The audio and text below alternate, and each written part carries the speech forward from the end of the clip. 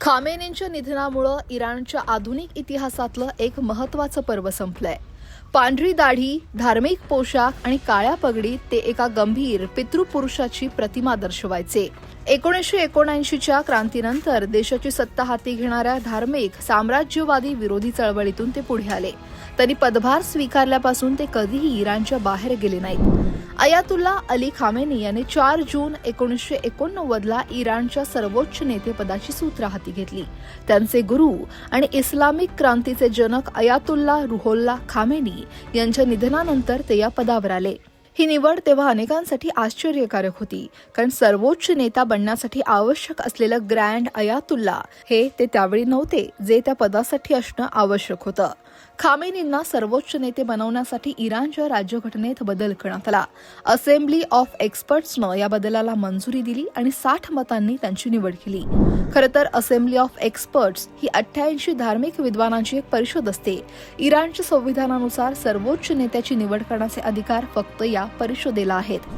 Khamenei यांच्याशी त्यांचे असलेले निकटचे संबंध, क्रांतीमधील त्यांची भूमिका आणि सामाजिक राजकीय समस्यांवरील त्यांचे ज्ञान या बाबी त्यांच्या निवडीसाठी महत्त्वाच्या ठरल्या. खामेनी यांचा जन्म 17 जुलै 1939ला मशहद शहरातील एका खोलीच्या घरात झाला. त्यांचे वडील हे धार्मिक विद्वान होते. 19 वर्षांचे असताना ते शिया विद्वानांचे केंद्र असलेल्या कोममध्ये स्थायिक झाले. तिथं त्यांनी खामेनींच्या मार्गदर्शनाखाली शिक्षण घेतलं. अमेरिकेच्या समर्थनाखालील शाह मोहम्मद रजा पहलवी यांना उलथवून टाकण्याच्या भूमिगत चळवळीत ते सामील झाले आणि त्यांना अनेकदा अटक करून यातना देण्यात आल्या. 1979मध्ये इस्लामिक क्रांतीनंतर खामेनींना तेहरानमध्ये शुक्रवारच्या नमाजाचं नेतृत्व करण्यासाठी नियुक्त करण्यात आलं. 2 वर्षांनंतर झालेल्या एका खुनी हल्ल्यात त्यांचा उजवा हात निकामी झाला, पण अवघ्या काही महिन्यातच ते अध्यक्ष बनले, जे इराणमधलं सर्वोच्च निवडून आलेलं पद आहे. एकदा सत्तेवर आल्यानंतर खामेनी यांनी हळूहळू आपली पकड मजबूत केली. त्यांनी इराणची न्यायपालिका, लष्कर आणि प्रसार माध्यमांवर प्रचंड अधिकार गाजवला. त्यांचे निर्णय अध्यक्ष आणि संसदेच्या निर्णयांवरही भारी पडायचे. इस्लामिक रिव्होल्युशनरी गार्ड कॉर्प्स ही त्यांच्या सत्तेत एक महत्त्वाचा आधारस्तंभ बनली. या संस्थेमार्फत त्यांनी देशांतर्गत सुरक्षा आणि प्रादेशिक धोरणांवर नियंत्रण ठेवलं. अनेक दशकं त्यांनी इराणमध्ये कठोर नियंत्रण ठेवलं. 1999, 2009, 2017-18 आणि 2023 तसंच नुकत्याच जानेवारी 2026 मध्ये झालेल्या सरकारविरोधी आंदोलनांना त्यांनी कठोरपणे चिरडलं. अशा प्रकारे धार्मिक आणि राजकीय अशा दोनही स्तरांवर अभूतपूर्व शक्ती धारण करून खामेनी तब्बल 36 वर्ष इराणचे सर्वोच्च नेते बनून राहिले.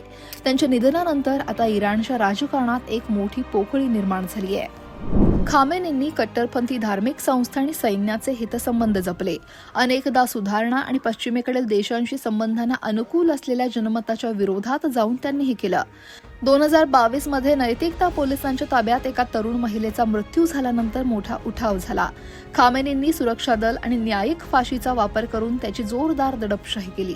2003 मध्ये अमेरिकेच्या नेतृत्वाखालील इराकवरील आक्रमणामुळे इराणच्या सीमेवर 1.5 लाख अमेरिकन सैन्य आलं. डिसेंबर 2025 मध्ये राष्ट्रीय चलनाच्या घसरणीमुळे देशातील बहुसंख्य लोकांना मूलभूत वस्तूही परवडत नव्हत्या, तेव्हा खामेनींविरोधात देशव्यापी बंडखोरी झाली. सुरक्षा दलांनी हजारो लोकांना ठार केलं आणि अनेकांना अटकही केली. आपल्या नेतृत्वाविरोधात आणि इस्लामिक व्यवस्थेविरुद्धच्या निषेधांना दाबण्यासाठी त्यांनी आपल्या अधिकाराचा वापर केला. महिला हक्क आणि नागरी स्वातंत्र्यावरील त्यांच्या विचारांवरून निर्माण झालेल्या प्रतिक्रियेला त्यांनी दिलेला कठोर प्रतिसाद त्यांना सत्तेत राहण्यासाठी शेकडो नागरिकांना मारण्यास तयार असलेले नेते म्हणून त्यांची प्रतिमा मजबूत करतो. अयातुल्ला अली खामेनी यांच्या निधनानंतर आता इराणचं भवितव्य हे कोणत्या दिशेनं जाईल असं तुम्हाला वाटतंय? कमेंट नक्की करा आणि लोकमत सबस्क्राईब करायला विसरू नका.